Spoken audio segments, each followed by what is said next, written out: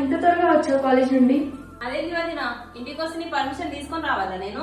అలా కాదు ప్రియా, ప్రతిరోజు ఈవినింగ్ వస్తావు కదా, ఈ రోజు ఏంటో ఆఫ్టర్నూన్ వచ్చావని అడిగాను.